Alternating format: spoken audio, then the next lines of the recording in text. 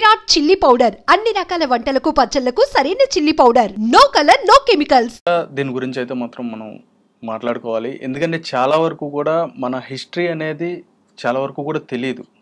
అవి ఏంటంటే పాత పుస్తకాల్లో అలాగా ఇమిడిపోయి ఉన్నాయి, కానీ బయటికి రావట్లేదు. ఏదైనా ఒక్క క్యారెక్టర్ని తీసుకొచ్చి దాన్ని చూపించి దాన్ని హీరో ఎలివేషన్ ఇస్తే కనుక మనం మళ్ళీ బ్యాక్ టు హిస్టరీకి వెళ్ళి దాన్ని రిఫర్ చేసి చేయడం అవుతుంది జరుగుతుంది. సేమ్ టైం ఇప్పుడు జరిగిన ఏదైతే ఒక మూవీని తీసుకురావడం జరిగిందో కేసరి 2 అని చెప్పని, ఆ మూవీ నుంచి మళ్ళీ ఒక క్యారెక్టర్ని మన అందరికీ కూడా ఇంట్రడ్యూస్ చేయడం అయితే జరిగింది. అండ్ ఫస్ట్ ఆఫ్ ఆల్ ఆ క్యారెక్టర్ గురించి మీ ద్వారా తెలుసుకునే ప్రయత్నం అయితే చేస్తాం. అసలు ఈ సి శంకరన్ నాయర్ అనే పర్సన్ ఎవరు అనేది మీ వర్డ్లో ఒకసారి. ఇదే ఒక ట్రాజెడీ ఇదే అండి. ఎందుకంటే మనకి స్వాతంత్రం ఎవరు తీసుకొచ్చారంటే గాంధీ నెహ్రూ అంటారు అంతే. పటేల్ పేరు కూడా తీసుకుంటలేము మనం. 550 560 చిన్న చిన్న ప్రాంతాలు తీసుకొని భారతదేశం తయారు చేసిన పటేల్ కూడా అంత క్రెడిట్ ఇవ్వలేదు. అంబేద్కర్కి క్రెడిట్ ఇవ్వలేదు. కాన్స్టిట్యూషన్ రాష్ట్రం మంచిది. భారతరత్న ఎప్పుడు ఇచ్చారు? 90s ఐ థింక్ ఒక బీజేపీ అలయన్స్ గవర్నమెంట్ ఉన్నప్పుడు వాళ్ళు ఇచ్చారు.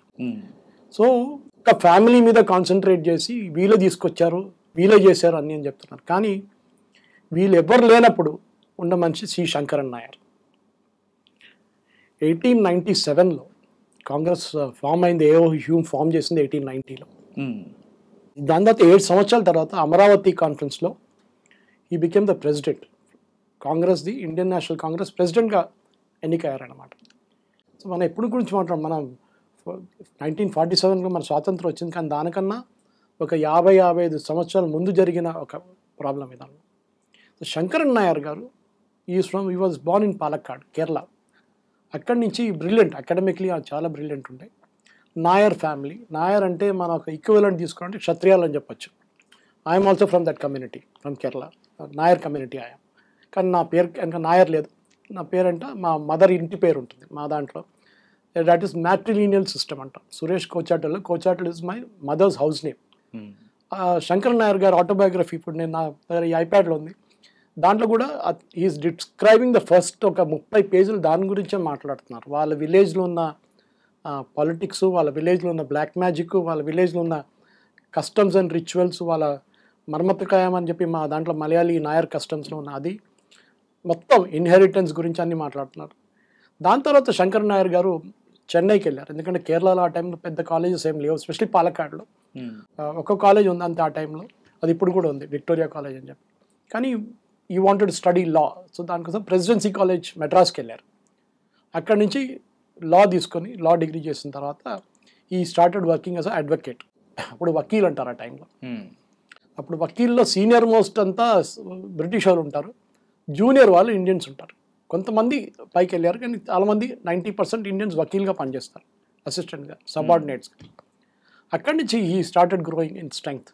జడ్జ్ అయ్యారు, మినిస్టర్ అయ్యారు. దాని తర్వాత లాస్ట్లో ఈ was appointed the viceroy's council. Viceroy's council అంటే భారతదేశం నడిపించే కౌన్సిల్. ఒక మన ఇప్పుడున్న క్యాబినెట్, మోదీ గారి క్యాబినెట్ అని చెప్పొచ్చు అట్లా. దానికన్నా శంకర్ నాయర్ కన్నా ముందు 2 ఇండియన్సే వచ్చారు. దానికన్నా ముందు ఎన్నికయ్యారనమాట. దానికి తర్వాత ఈ was the 3rd person to join the viceroy's council. Viceroy's కౌన్సిల్లో చాలా అడ్మినిస్ట్రేషన్ మ్యాటర్స్ చాలా డీటెయిల్గా మాట్లాడారు దాని గురించి. ఐ థింక్ మన ప్రేక్షకులు కూడా ఈ బుక్ ప్రింట్లో లేదు ఇప్పుడు, ఆటోబయోగ్రఫీ, కానీ అది PDF లెవెల్లో నా దగ్గర ఉంది. కావాలంటే ఒక 50 MB ఫైల్, అది ఎట్లా పంపించాలో మీరే డిసైడ్ చేసుకోవాలి. కానీ it is available print edition PDFలో ఉందన్నమాట. కానీ ఈ బుక్లో చాప్టర్స్గా డివైడ్ చేశారు.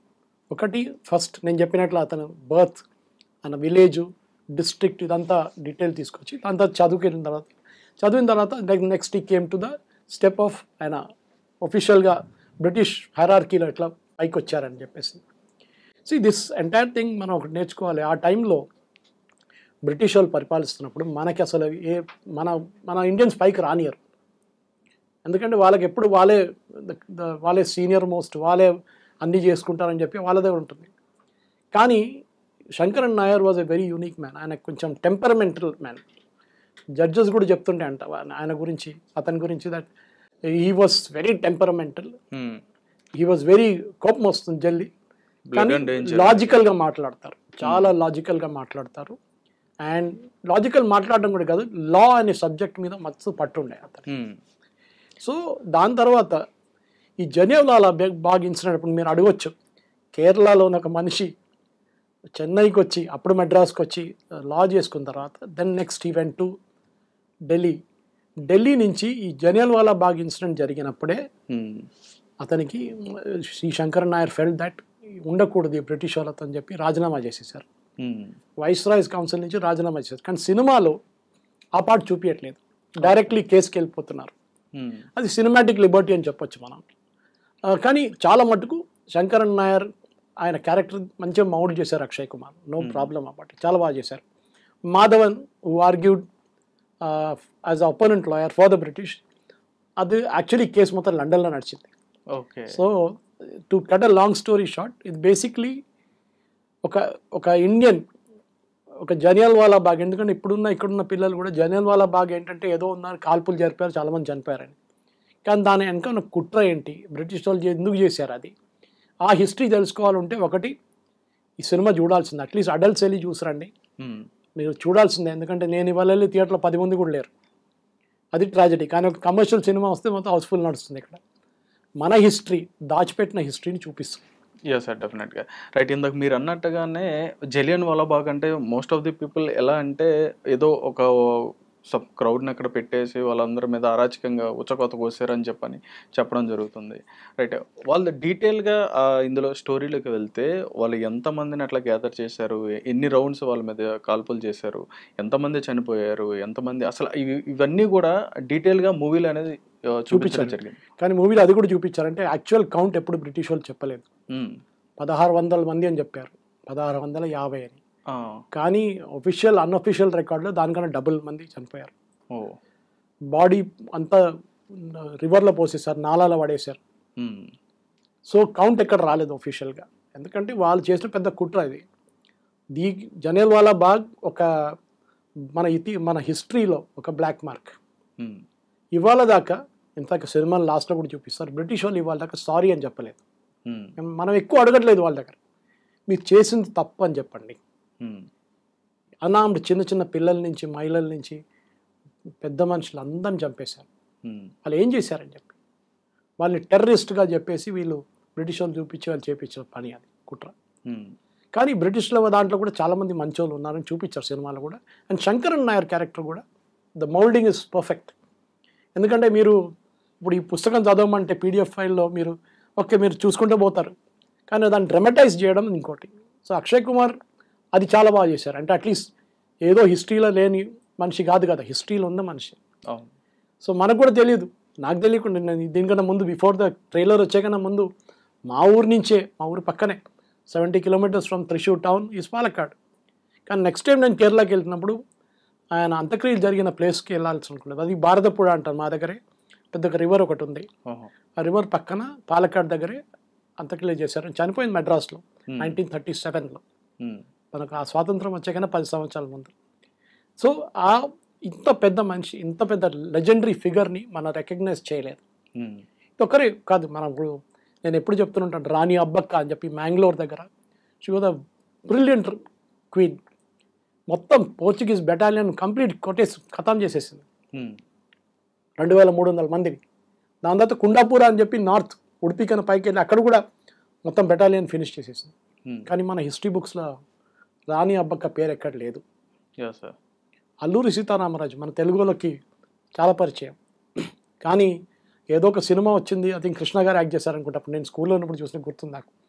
ఆ సినిమా తర్వాత సీతారామరాజు గారి హిస్టరీ ఏంటి, నార్త్ ఇండియన్ టెక్స్ట్ బుక్స్లో ఉందా అంటే అట్లీస్ట్ సిబిఎస్ఈ బుక్స్లో ఉందా, ఏం చేశారు, వాళ్ళ ఫ్యామిలీ ఎక్కడ ఉన్నారు, అయితే మీలాంటి ఛానల్స్ కూడా వెళ్ళి చూడాలి వాళ్ళ ఫ్యామిలీ ఎక్కడ ఉన్నారు, వాళ్ళు ఎట్లా ఉన్నారు ఇప్పుడు అని చెప్పేసి.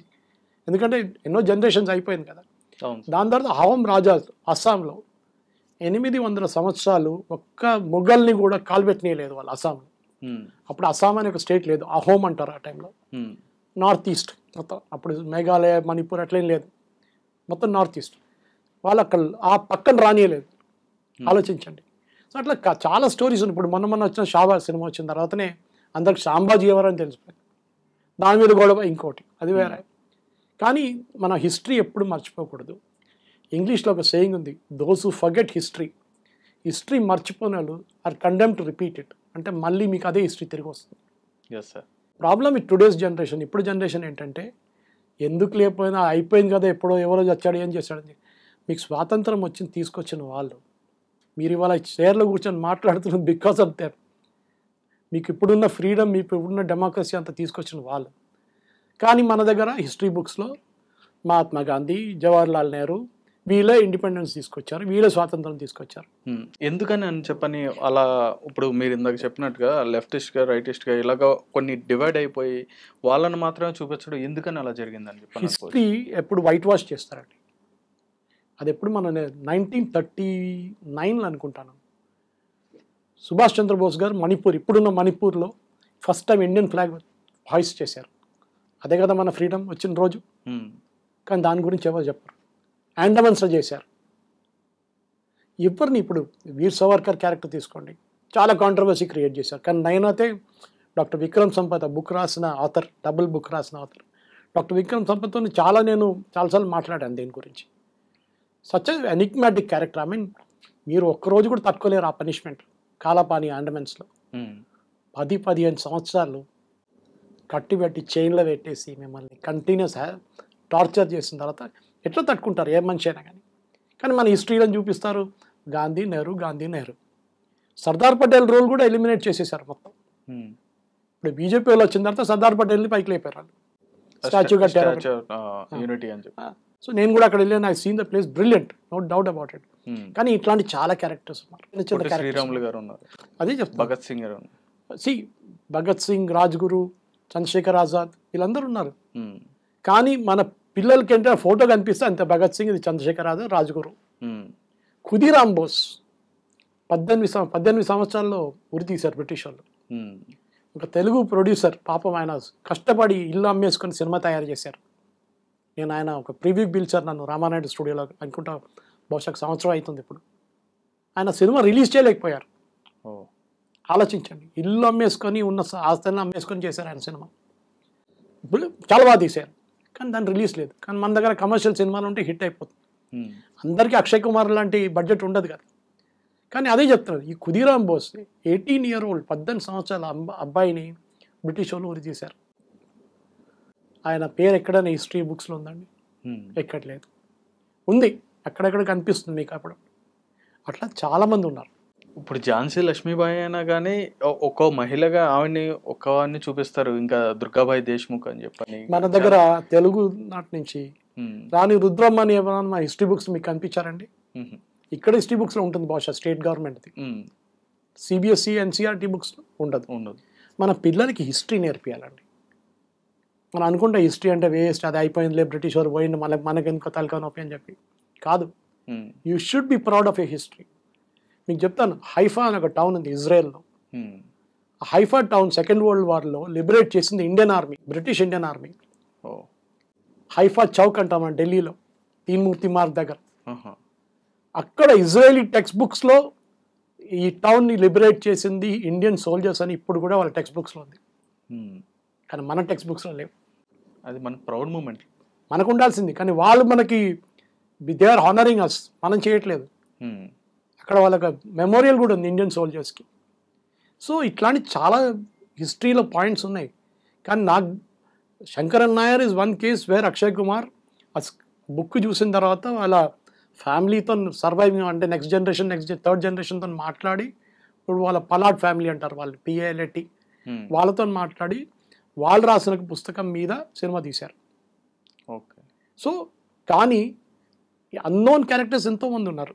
నేను అదే అడుగుతున్నాను మళ్ళీ తెలుగులో ఇవాళ దాకా ఒకటి సినిమా తీశారండి వాళ్ళు సీతారామ తర్వాత లేదు. అంతనే కమర్షియల్, సరే కమర్షియల్ సినిమాలు ఉండాల్సిందే, నువ్వు డబ్బులు సంపాదించాలి, there is no doubt about it. కానీ హిస్టరీ ఈజ్ వెరీ ఇంపార్టెంట్. మీరు షిండ్లర్స్ లిస్ట్ చూడండి, సో బ్రిలియంట్ ఇట్ వాస్. అట్లా చాలా ఉన్నాయండి. Hollywood he's done a very good job వాళ్ళ హిస్టరీ క్యాప్చర్ చేయడంలో. కానీ మనం చేయలేదు. ఎందుకంటే నేను చెప్పినట్టు 4 ఉంటారు థియేటర్లు, చాలా కష్టపడి బ్రేక్ ఈవెన్ వస్తుంది వాళ్ళకి. కానీ ఇట్ షుడ్ బి షోన్, కానీ అందరికి చూపించాలి, అందరికి చూడాలి. ఐఎమ్ నాట్ సెయింగ్ గాంధీ ఏం చేయలేదని చెప్పేసి, కానీ ఎట్లా బిల్డప్ చేశారంటే గాంధీ ఒక్కరే చేశారని చెప్పి కాదు. గాంధీ లాంటి చాలా మంది చేశారు, కలిసి చేశారు.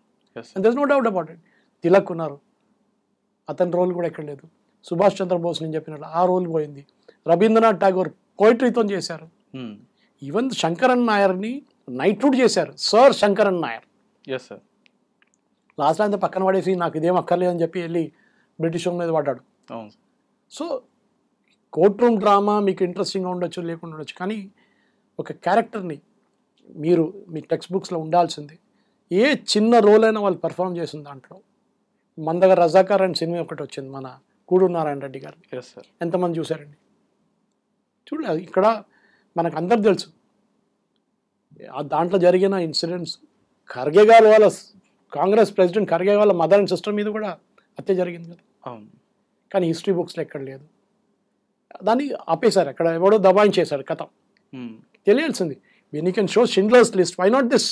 మనలోనే జరుగుతుంది. మనలోనే జరుగుతుంది. ఎందుకంటే మనకి హిస్టరీ అనేది మనకు అసలు ఇష్టం లేదు.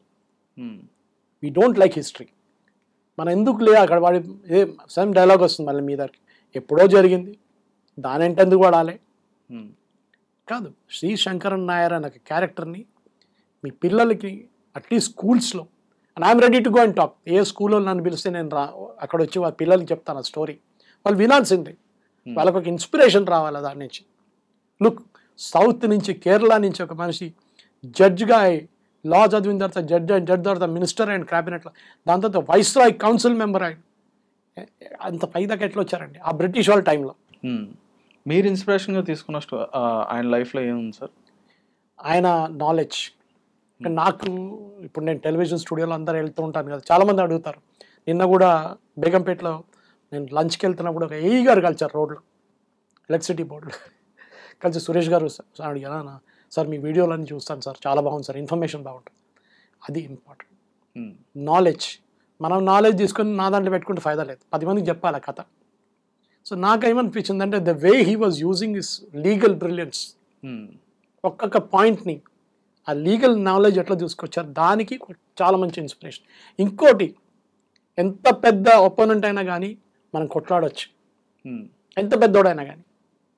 అదొక లెసన్ అన్నమాట. ఓ ఆయన చాలా పెద్ద మనిషి, మనం ఏం చేయలేము, డబ్బులు ఉంది ఉంటే ఏమైంది, మీరు భయపడితే మళ్ళీ ఎవరు ఉండరు మీదంట, మీరు కొట్లాడాల్సింది. That is one thing that I have learned from that movie.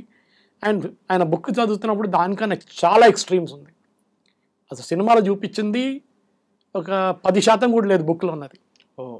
ఆయన ఆటోబయోగ్రఫీ నుంచి. న్యాచురల్లీ ఒక సినిమా తీయాలంటే మీకు 2.5-3 గంటల లోపల చెప్పేసేయాలి. ఇది మొత్తం తీయాలంటే మీకు ఒక వెబ్ సిరీస్ చేయాల్సి వస్తుంది అన్నమాట.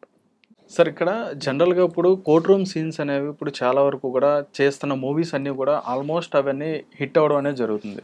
ఫర్ ఎగ్జాంపుల్ తీసుకుంటే ఇప్పుడు ఈ kesari 2 court room soon, next ఇప్పుడు జై భీమ్ కానీ, లేదా నీరు అని కానీ, లేకపోతే రీసెంట్గా వచ్చిన కోర్ట్ మూవీ కానీ, ఇవి ఏంటంటే పబ్లిక్కి అవేర్నెస్ వచ్చే విధంగా కూడా అవి ఉండడం జరుగుతుంది. అంటే లీగాలిటీ అంటే ఏంటనేది తెలుస్తుంది, మనం ఎలా ఫైట్ చేయొచ్చు అనేది, ఆ స్పోర్టివ్నెస్ అనేది కూడా వాళ్ళకి రావడం జరుగుతుంది. సో ఈ సీన్నే స్పెసిఫిక్గా మనం హైలైట్ చేయడానికి కారణం ఏంటంటారు?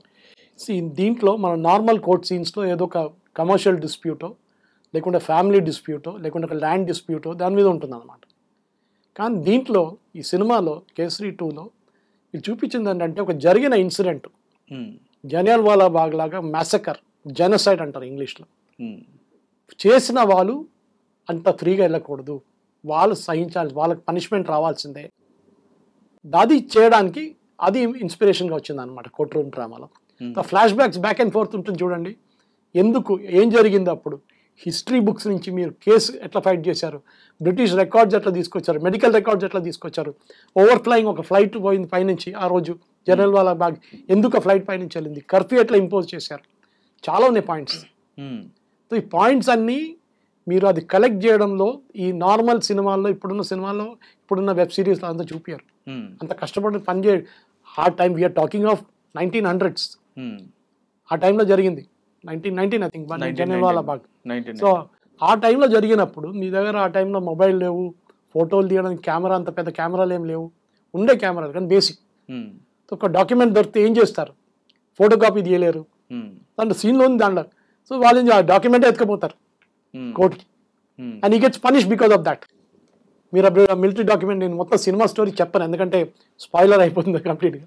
So but you should go and watch it. ఎందుకంటే కోర్ట్ రూమ్ డ్రామా అని చెప్పకూడదు, historical drama, that is the right word to use.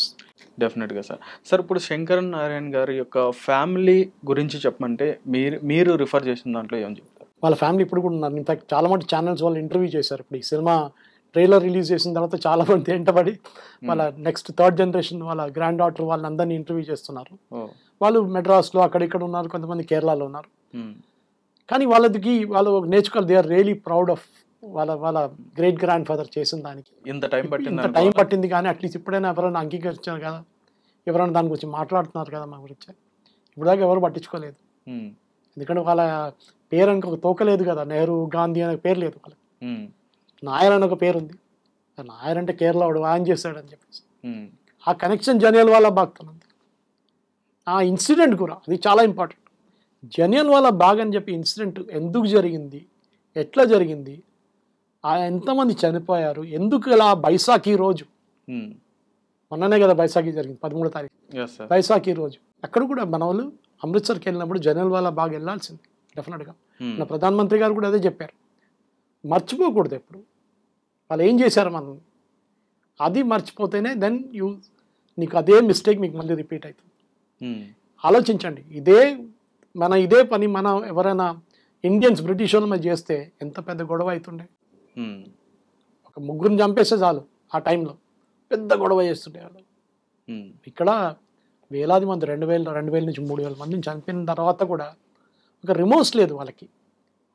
ఒక యానిమల్ అంటే వాళ్ళ ఇన్స్టింక్ట్ అట్లా అయిపోయింది. Indians useless fellows. దాంట్లో కూడా సీన్లో చూపిస్తారు క్లబ్స్లో, ముందు ఉండే బ్రిటిష్ క్లబ్స్లో. ఇప్పుడే కదా అంత పోయింది, dogs and Indians not allowed. ఆలోచించండి, మన ఆ లెవెల్కి తీసుకొచ్చారు. And we were ready.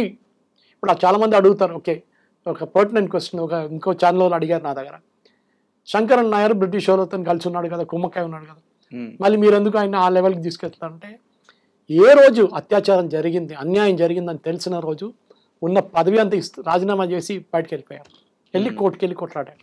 అది డిఫరెన్స్. మీరు ఆ సిస్టంలోనే ఉండి సరే అది జరిగింది, నాకేం పోయింది, నాకు నా జీతం వస్తుంది, నా పొజిషన్ ఉంది, నా కార్లు ఉన్నాయి, నా ఇల్లు ఉందని చెప్పుకుంటే అయిపోతుంది. ఇదంతా పోనీ నాకేమక్కర్లేదని చెప్పి దిగిన మనిషి శంకరన్ నాయర్. మీరు ఈక్వివలెంట్ డ్రా చేయొచ్చు. Nehru is also barrister at law, Gandhi కూడా లా చేసి వచ్చారు సౌత్ ఆఫ్రికా నుంచి, దాని ముందు స్టడీ చేసిన తర్వాత. వీళ్ళందరూ నేర్చుకున్నారు, కానీ ఎంతమంది వాడారు. Mohammad Ali Jinnah court case fight చేశారు చాలా మందికి.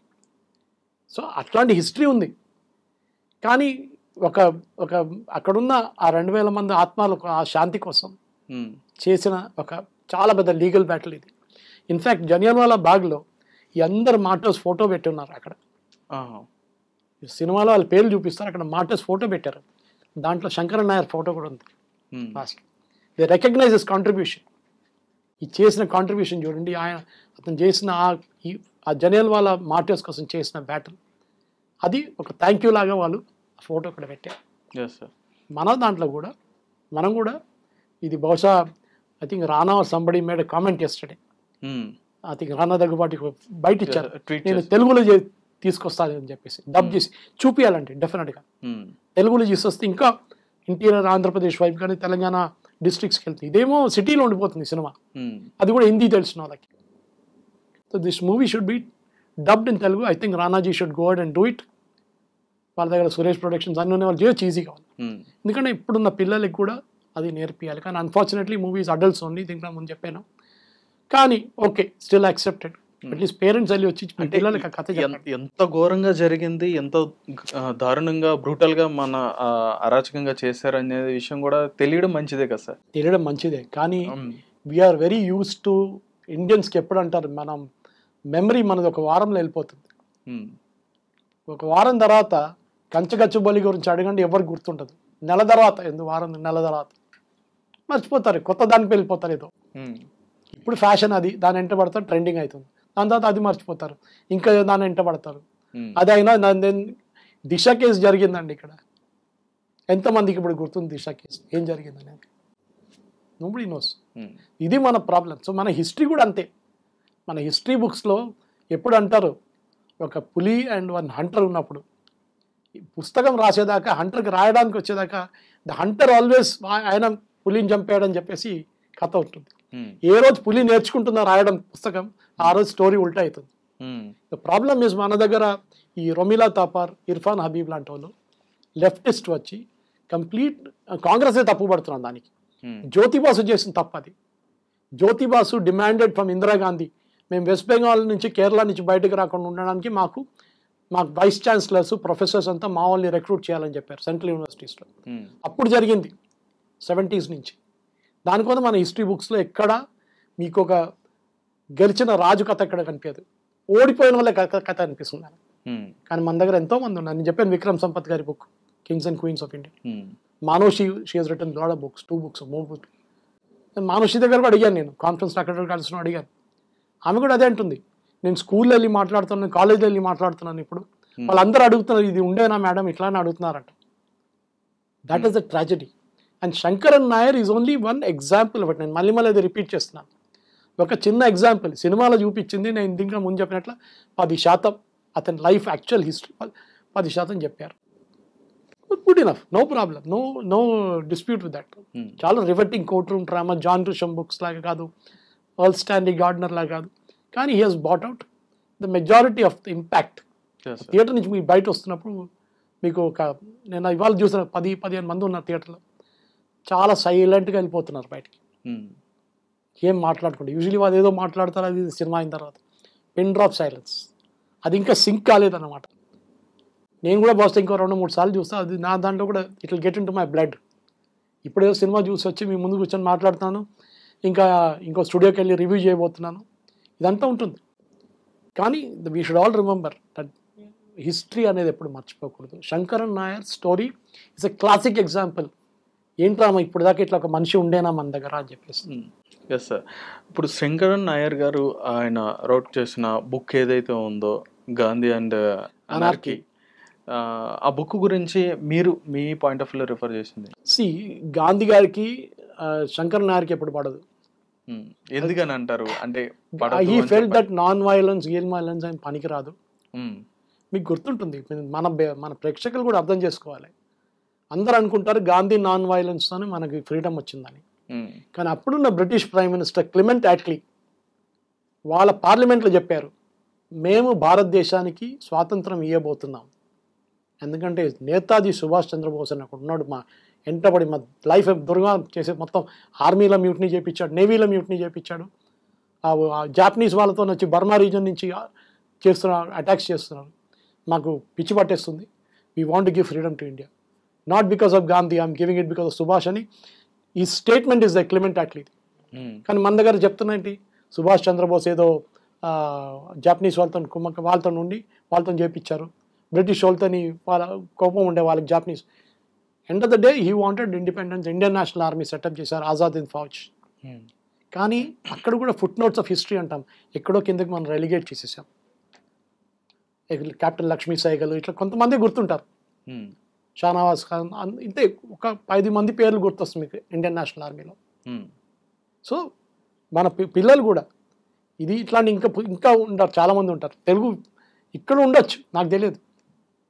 ఆంధ్ర మన ఉమ్మడి ఆంధ్రప్రదేశ్ లాగానే maybe we had some freedom fighters like that, brilliant. కానీ చాలా రేర్ ఇట్లాంటి మనుషులు, చాలా రేర్. ఒక ఎక్కడో లేని హిస్టరీ నుంచి తీసుకొచ్చి ఇట్లాంటి ఆటోబయోగ్రఫీ పీడిఎఫ్ నుంచి చదవాల్సిన ట్రాజడీ వచ్చేస్తుంది అన్నమాట. పుస్తకం ఎప్పుడు ఇంట్లో లేదు, ఆలోచించండి. పుస్తకం అమెజాన్లో వెళ్తే లేదు, పుస్తకం నాట్ ఇన్ ప్రింట్ అంటుంది. సో డెఫినెట్గా గాంధీ అండ్ అనార్కీలో ఈ క్వశ్చన్ గాంధీస్ టాక్టిక్స్, మీకు ఇది పనికిరాదు. ఇన్ఫ్యాక్ట్ ఐ థింక్ ఎవరు చెప్పారో నాకు గుర్తులేదు, సరోజినీ నాయుడు చెప్పారా ఇంకెవరు చెప్పారు గుర్తులేదు. It cost a lot of money to keep Gandhi in poverty అని. గాంధీని పావర్టీ లాగా చూపించి గాంధీని ఆ పరిస్థితికి చూపించడంలో చాలా డబ్బులు ఖర్చు అయింది మాకు. So he had his role, లేదని చెప్పట్లేదు. కానీ దాంట్లో హిస్టరీలో we have all difference opinion. ఎందుకు పాకిస్తాన్ ఇచ్చారు? పాకిస్తాన్ ముస్లిం నేషన్ అని ఇచ్చారు, కానీ ముస్లిమ్స్ అందరూ అక్కడికి వెళ్ళారా? వెళ్ళలేదు. మళ్ళీ ఎందుకు ఇచ్చారు? Question is right. So we have to ask this question. హిస్టరీలో every time one person is not correct. మనకి క్వశ్చన్ చేయాల్సిన అధికారం ఉండాలి మనకి. సో నేనేం చెప్తున్నా అంటే శ్రీ శంకరన్ నాయర్ గారి స్టోరీలో కూడా ఈ కేసరి పార్ట్ 2లో ఒక పార్ట్ ఆఫ్ హిస్టరీ చూపించారు మనది. That part of history doesn't come till 47. 1919 maybe next 1921లో ఎండ్ అయిపోతుంది సినిమా అక్కడే. మ్మ్. దాని తర్వాత ఆయన హిస్టరీ చూపించట్లేదు, ఎక్కడికి వెళ్ళారో ఏం చేశారో అని చెప్పి. అది ఆటోబయోగ్రఫీలో ఉంది, మ్మ్. కానీ it doesn't go beyond that. సినిమాలో అది రాదు, నో ప్రాబ్లం. దాని తర్వాత 1937లో ఈ passed away in Madras, body was taken to Kerala for cremation. అదంతా జరిగింది. కానీ what we need to understand, ఇప్పుడున్న పిల్లలు, ఇప్పుడున్న ప్రేక్షకులు అందరూ అర్థం చేసుకోవాలంటే, సినిమా ఒక మీడియం. ఆ మీడియంలో అందరికన్నా best story telling. Story telling అనేది మనకు గుర్తుంటుంది. మీకు మన గ్రాండ్ మదర్స్, అమ్మమ్మ అలా వాళ్ళు రాత్రి మనకు కథలు చెప్తుండే. ఇప్పుడు జనరేషన్ అయితే గ్రాండ్ మదర్స్ ఓల్డేజ్ హోమ్లో ఉన్నారు, కానీ పాత జనరేషన్లో మనం కూర్చొని 5 నిమిషాలు రాత్రి నిద్రపోయే ముందు కథ చెప్తుంది, ఒక రాజా ఒక రాణి గురించి. Same story next day repeat అవుతుంది, కానీ చేంజ్ చేసేస్తారు, అక్కడిక్కడ కొంచెం చేంజ్ చేస్తారు. ఆ స్టోరీ టెల్లింగ్ లేదు ఇప్పుడు. మన సినిమాలు కూడా లేవు స్టోరీ టెల్లింగ్. సో ఈ మూవీలో కూడా Akshay Kumar he's manage that story telling format. అది చాలా బాగా చేశారు. So that is what I liked about the movie. కానీ శంకర్ నాయర్ లైఫ్ గురించి ఐ థింక్ ఒక వెబ్ సిరీస్ ఈజీగా చేయవచ్చు, ఏదో ఒక ప్రొడక్షన్ హౌస్ చేయాల్సింది అది.